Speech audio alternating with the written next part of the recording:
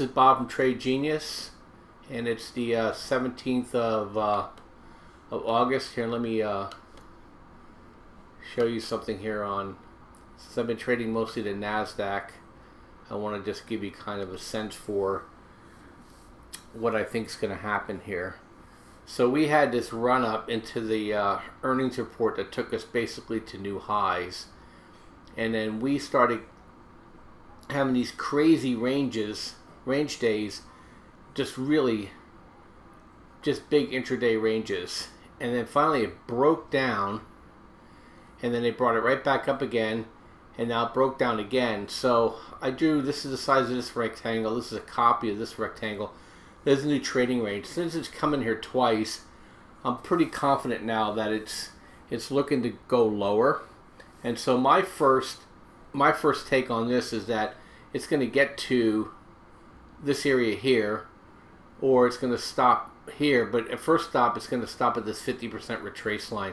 It almost got there on the close. I suspect overnight we're going to probably break this, and then I'm looking for it to probably try to test the underbelly again of the of this range, and then I think we take a move down to the bottom of this, or all the way down to the this value area, and this value area may move up because of all the selling up here in the meantime. So that's what I'm looking for next. Is I'm looking for Friday. Now it could be, we could just sell Friday right into Monday too, so I'm not discounting that, but lately because there's just so much algorithmic trading, is that they may take advantage of Friday. It's an option expiration day. They may try to lift this thing back up. So I closed my short position in the NASDAQ. Had a fantastic day, actually 24 hours. So I caught the move and started trading it down all in this area here, and then I was in and out all day today, and closed it about half hour before the close. So I closed out about 15 area, and then I also closed my IWM puts out too. And just because you know, they've trained me now to worry about the overnight tag and lift, and then you end up chasing your short off. So I'm just gonna kind of get up early tomorrow and see what it looks like, and then trade it appropriately. But I think we're going into a correction now. We've not had one, and I think they're using the political turmoil as an excuse so they don't get blamed. That's what central bankers are all about. How can I shift the blame to somebody else when we caused the problem in the first place? So just stay tuned on that. Oil had a interesting week as well, and I think it's sold down and started to lift back up. It closed right where I thought it was going to close. So we had and this is a daily, so when I trade this on the 5-minute, you could see there was a low volume area here, and it's selling off after hours, but it pushed up to this area here, which when it made its low this morning, you can see you got a buy signal on it, and then it just kept getting bid above VWAP all day until it hit the pivot, and that was around a low value area here, and the pivot held it. So now I got out of my trading my oil yesterday because I was focusing on the NASDAQ, but it looks like you know, might be selling down. Oil could be weak too, so I haven't really studied it so much on a higher time frame to see. Take a quick look here from an hourly standpoint.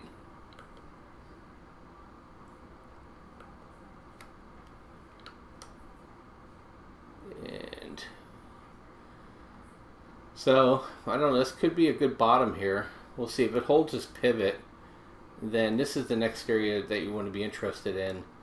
If it doesn't hold this pivot, then you gotta be looking down here, you know, double bottom here maybe. Well, we'll see. But I think, you know, oil, I think, you know, unless you're trading the futures, I think there's going to be some more opportunities in other places right now. So let me go to this. Let's go up to buy capitalization. And I don't think I'll go through everything today. It's just, we're finally getting a sell-off. And I've been telling people, I've been begging people to take profit.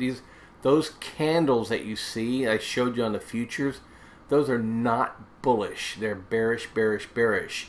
Big money is getting out, okay?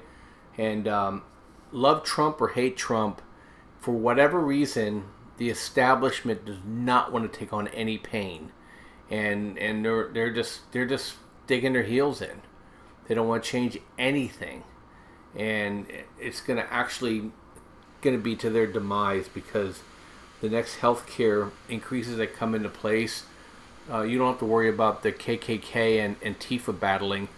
You're gonna have moms and grandmoms chasing these guys out of town hall meetings. I just don't think they understand the sheer desperation and anger that people are feeling for this, for what they've done to us with healthcare. And if they think flipping to a single payer system is going to be a panacea, people aren't stupid. They know, I'm going to do single payer, somebody else pays, that means I am not getting any service.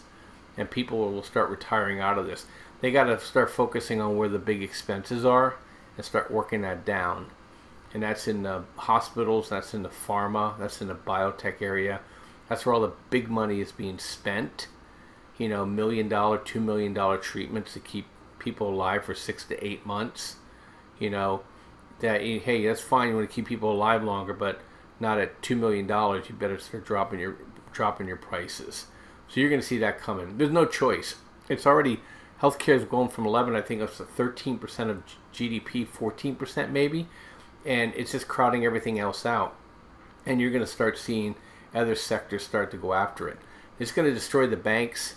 I mean, between Amazon and healthcare, you know, I don't know how the commercial real estate and retailers and restaurants, I don't know how any of them survive. Anything in a service business that's not required to keep you alive is going to be in big trouble in the next 2 years unless they get their arms around this. And I'm just shocked how passive these other CEOs are. They're just, nobody has any well, I'll just use the word, nobody has any balls anymore. Nobody calls anything, and then, you know, everything is so passive and circumspect, and like they're afraid, and they're just going to die afraid. And I just don't get it.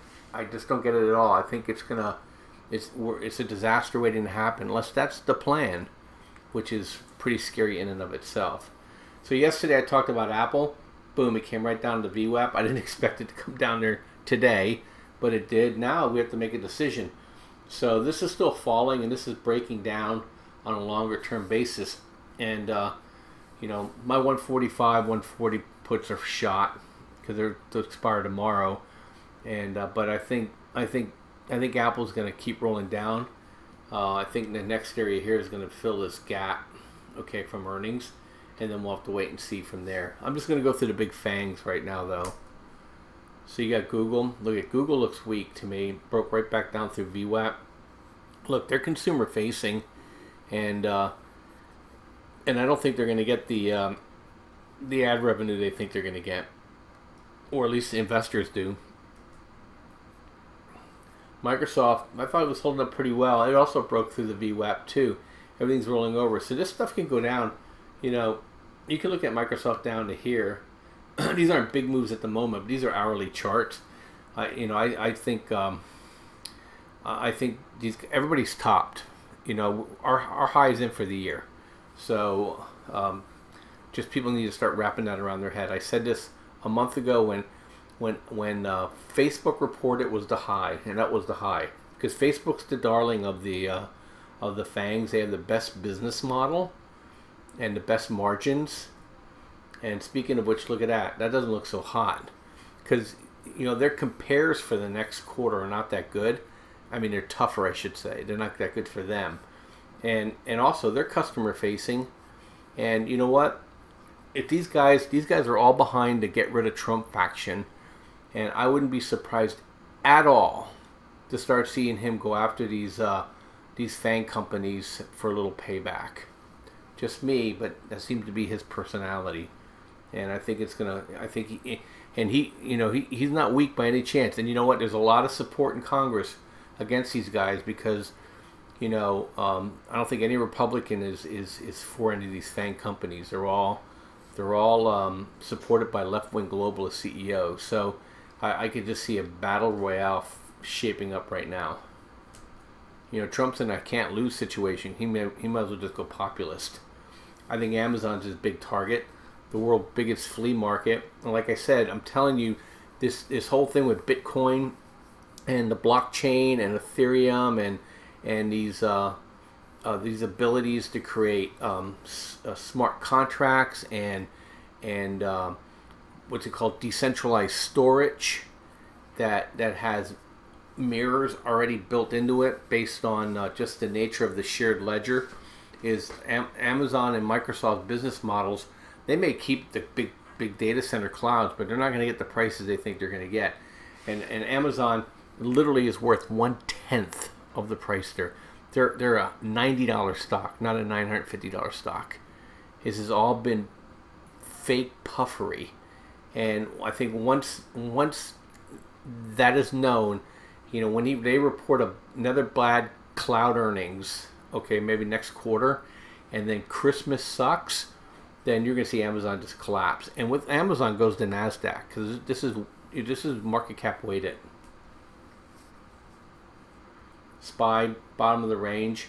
So I think we'll get the bounce, like I said, and then I think we keep rolling over. So somebody yesterday bought millions and millions and millions of dollars worth of September 155 puts on SPY or SPX, 1550s I think they were. That's pretty wild.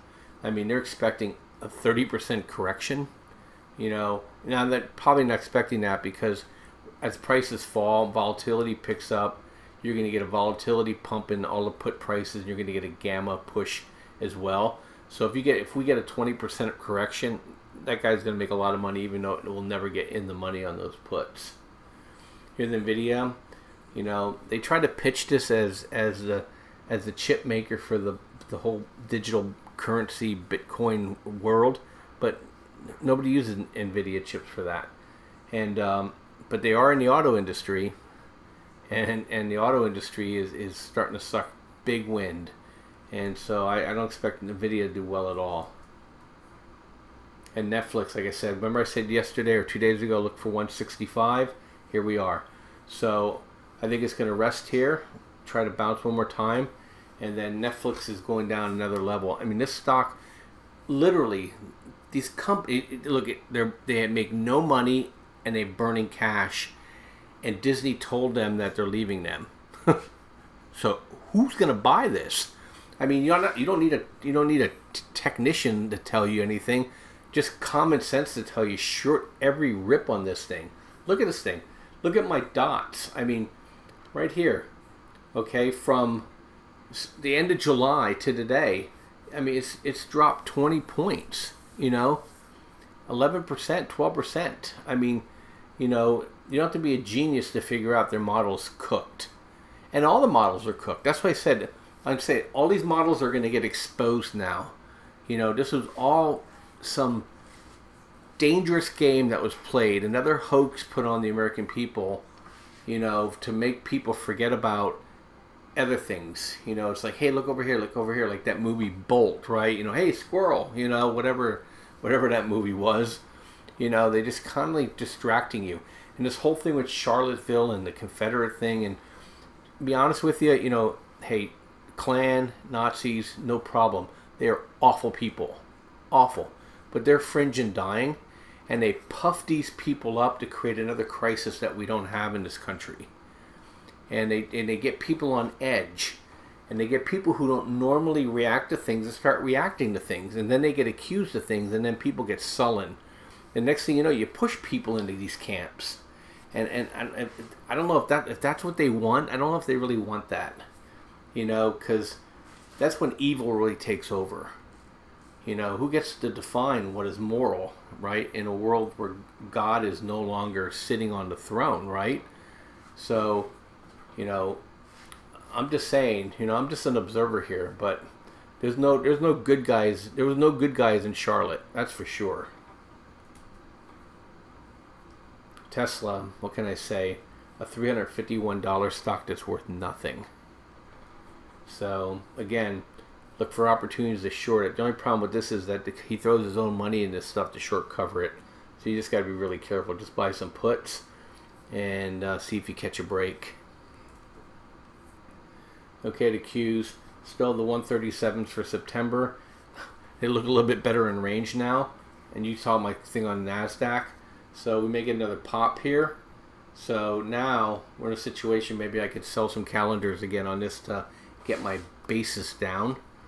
And see if we can come out of this thing with a winner. Took me 10 minutes to say that word. Okay, gold held up. It was kind of weird though. Gold did good, but I expected more of an explosion, I guess. Maybe my expectations were too high. And the miners just did okay. I mean, I'm glad they didn't go down, but I expected more. And I'm just wondering if people are, if this little baby with the bathwater stuff coming here, and we just may get just a flush, like one of those deflationary impulses that we get before gold starts to move again. I don't know, I'm going to keep an eye on it. So far so good. It's above VWAP, it popped. Long-term Stokes are moving up. Short-term Stokes are fine. Here's IWM. It was beautiful. Closed this trade. I didn't make too much money on it because I jumped in it too early and I was too far out of the money. But I got out, made a couple $100. I'm happy. I don't think I ever posted that trade, but I did it to really leverage my view on the NASDAQ, and who knows, maybe tomorrow it collapses and I'm out of it. But at any rate, just lesson learned. I got a little too exuberant on the trade, and it just took longer to develop than I thought. That's why options are tough sometimes. So XLF finally breaking down. I know there's some long-suffering FAS owners out there. I think your day is coming. XLE, we closed this off yesterday, made 40%. Totally lucked out. Again, I was early, and but this one paid off for me as well. And so, you know, I ended the week. I had UCO puts that are going to expire worthless. I had XLE puts we made money. I had the Apple puts expired worthless, and then IWM puts that I made money on. I'm still hanging on the Q puts. Dust puts are profitable. I'll get to those in a second. And then I put some UVXY puts on for today, for next week, just as a hedge, and also because of what happened last Friday when they just brought this thing down 20% in a day.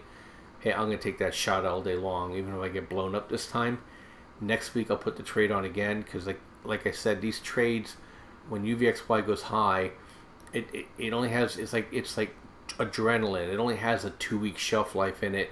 It has to give it up. Either people are buying protection and closing off their trades and getting rid of protection, or you just get fatigued by the fear, and it just gives itself up. So that's why it's such a great thing to trade, especially when it pops. Hey, you know, if you do it 10 times in your early 3, and you lose your on your trade, the 7 that you make on your trade are wildly profitable. Frank Nevada just grinding higher. It looks like it's setting up again. And like I said, the miners were just interesting today. And I expected more out of them. Okay, it's tech, Twitter. GG was up today, though. It looks pretty good. Amazon AEM was up today as well. It looks decent as well. Okay, so there's my big position here in wheat and precious metals. Pretty flat day today, and just sucking off all my sold puts and calls. And I'll have to put on some more for next week. I kind of just stayed away from it today because it just looked really flat, which was a surprise to me because silver was up and the bonds were down. I just think people were selling. MOS still can't get out of its way. GDX flat today. Silver, oh, it's flat actually. Okay. Probably would held Wheaton back. Okay. Real estate. I'm just saying, when interest rates go down and real estate goes down, that's when you want to short real estate. Nothing good there. GDXJ kind of held up pretty well. It's got up to VWAP, but I kind of stopped following it because of oil's going into its slow season. But it looks like somebody used it to as an opportunity to squeeze some shorts. Nova Gold was kind of flat. So I'm going through all my stuff. This was interesting to me is that this morning they were pushing biotech up, and I thought, man, they're going to end this sell-off by using biotech. That's been a modus operandi of theirs, and then it just collapsed, and the market went with it. So, like I said, I think biotech's in trouble too. All these things that are just with a consumer that's broke and a government that's broke, the people that are sucking this much of the GDP are going to be targets. Here's Nugget, flat today. Okay, VXX. I like these topping little things at the end here. My guess, I'm just speculating. My guess tomorrow though they'll try to ramp it, and this thing will push down. I'll get to UVXY because that's the trade I have on. Okay, fast is down here. Double bottom. Okay, so here's UVXY. Is that, you know, this end of candle. Now tomorrow this thing could be up to here. So who knows? And if that's the case, then probably my trade will be shot. But I'll just add on to it on Monday, going into turnaround Tuesday then, and push it out a week and take it from there. But usually when it pushes out of this band, you know, one more day probably here, you may get up to here and then whoosh. But tomorrow's Friday, and so weird things happen on Friday. Traders like to close their books, and if they were really short, then this thing go down. Now the scary thing is if this thing goes up on Friday and the market is kind of flattish or drifts down a little bit, that means that people are positioning for weakness next week. So just bear that in mind. And they're willing to hold. They're not willing to close. So that should be your tell for next week. AG, we took profit 620 to 660 in one day. And like I said, things just look sluggish. I'll buy AG again. I think it's going to just keep moving higher. But I learned my lesson of this left-right market that you get profit, take profit. XIV. The XIV is going to be $16 when this is all over. You heard it here first. Dollar's flat. UCO. Unless it gets to 13.50 tomorrow, my puts are shot. There's TNA, not looking good. DBA, like I said, long-term hold. You'll see this thing pop if we get snow in September or we get frost in September in the upper Midwest. Same with JJG. ZRX. Okay, XME, whoops. So they get a pop here. I don't know if they're just trying to get people out, get people the shorts out, and then they rolled it right back over again. So we'll just have to see, because this is more than just silver and gold miners. So I'll have to see this thing get back over VWAP, and I think it'll be a good trade. If you're in TZA, if this thing pushes over here, it's probably going to settle back, or even tomorrow. So it might be a put trade for you, quick trade. So something to think about. But if it doesn't materialize tomorrow, I would look to put it on Monday night if Monday's weak as well. The market, not TZA. Okay, UNG, we're in UNG. We got a little bit of the pop we thought. And I'm looking to see this thing try to make new highs. Okay. We got shook out of this one and then it rocketed on us. I didn't jump back in. Same with FAZ. We made profit on that one though. And oil, I think oil's ground down here. But here's the thing, you know, range is 40, 42, maybe even 39. We're going into the weak season, so I think oil could still collapse. They may make a run higher, you know, on a tactical basis, but strategically, I think prices need to come down. Here's dust. I went ahead and I rolled down from the 27 puts to 26. We're profitable. I also sold a calendar, and I sold the 26 puts for this Friday as well. So I basically taken out almost 90 cents out of my no, I'm sorry about that, 75 cents out of my out of the cost of my trade, and I still got another week for it to materialize. And I think the miners are going to keep rolling higher because they're going in a Jackson Hole. And they probably want these central bankers thinking free money versus tightening. Let's see anything else here. I think TWM's pushed up here again. I think there might be a pullback coming, but who knows? Like I said, just you gotta play with the regression to the mean until it doesn't work. Same with the FXY, pushed up higher. Maybe the Japanese can't hold it on anymore. They started pulling back on their purchases too. Here's JJG. I'm gonna show here Urace flat. Then where's corn here? Okay, copper had a crazy day.